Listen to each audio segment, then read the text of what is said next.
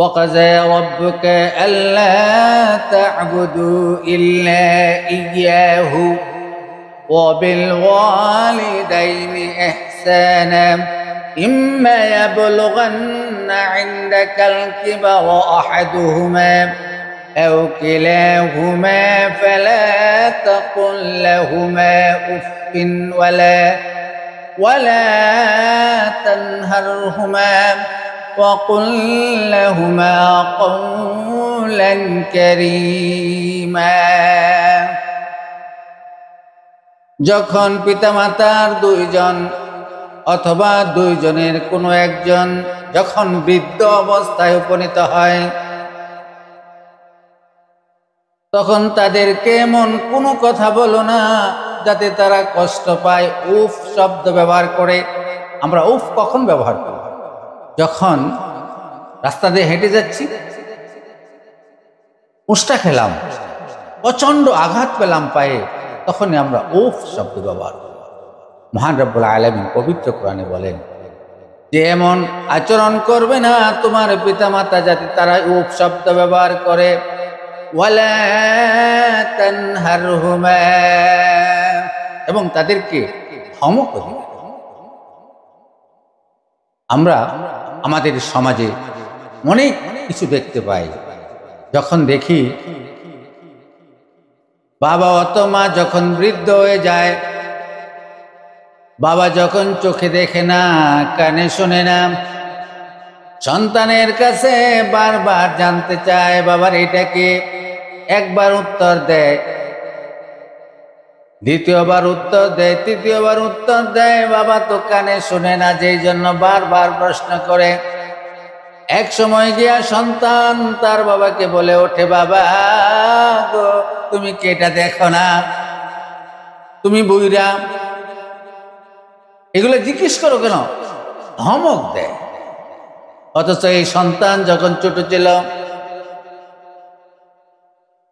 সন্তান যখন কথা বলতে শিখেছে, একটা দুইটা শব্দ বলে, বাবা যখন কুলি নিয়ে রাস্তা দিয়ে হাঁটছে, হঠাৎ করে দেখা গেল একটা পাখি। সন্তান জানতে চায় বাবার কাছে, বাবা গো এটা কি?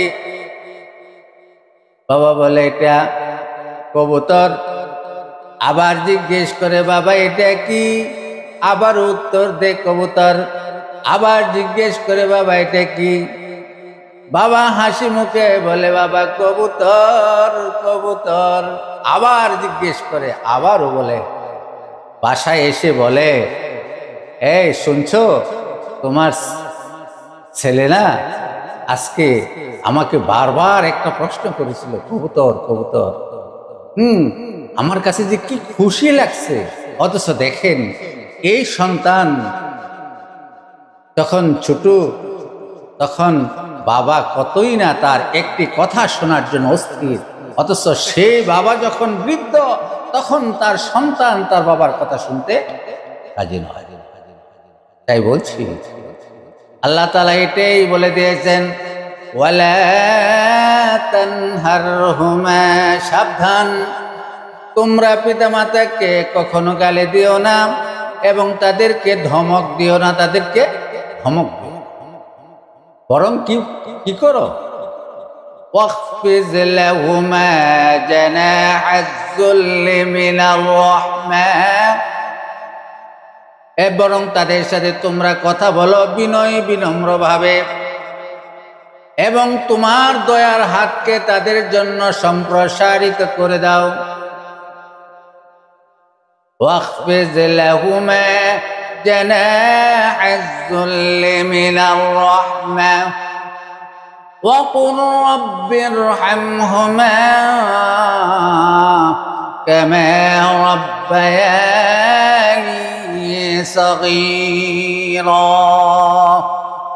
আর যখন পিতামাতা দুনিয়া ছেড়ে চলে যায়, তখন দুহাত তুলে তোমার পিতামাতার জন্য দোয়া করো, হে আল্লাহ, আমার পিতামাতাকে কবরে তুমি এরকম সুখে রাখো যে রকম সুখে তারা আমাকে ছোট্ট কালে লালন পালন করেছিল।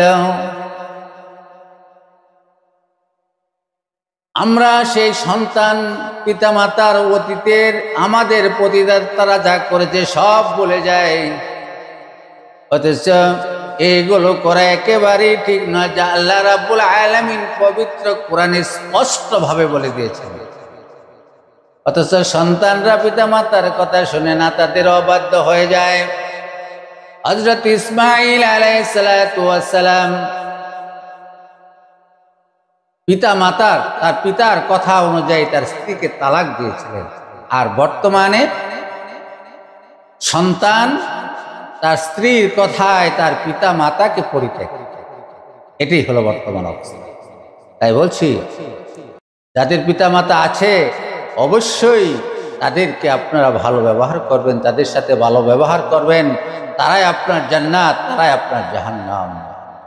এই জন্য এক হাদিসের মধ্যে রাসূলুল্লাহ সাল্লাল্লাহু আলাইহি ওয়াসাল্লাম বলেন, পিতার সন্তুষ্টিতে আল্লাহর সন্তুষ্টি, আর পিতার অসন্তুষ্টিতে আল্লাহর অসন্তুষ্টি। অন্য হাদিসের মধ্যে রয়েছে, আল জান্নাতু তাহতা আকদামিল উম্মাহাত,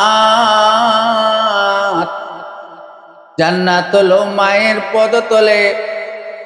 যে মাকে তুমি তুচ্ছ তাচ্ছিল্য করছো, তার খিদমত করো না, তাহলেই তোর পরকালে জান্নাত পাইবা।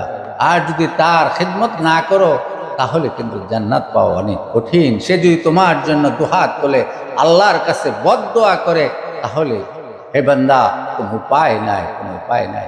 তাই আসুন আমরা সকলে মিলে মাতার আনুগত্য করি এবং তাদের সেবা করি।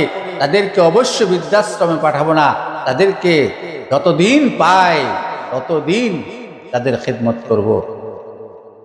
আজ এ পর্যন্ত। ওমা আলাইনা ইল্লাল বালাগ। আসসালামু আলাইকুম ওয়া রাহমাতুল্লাহি ওয়া বারাকাতুহু।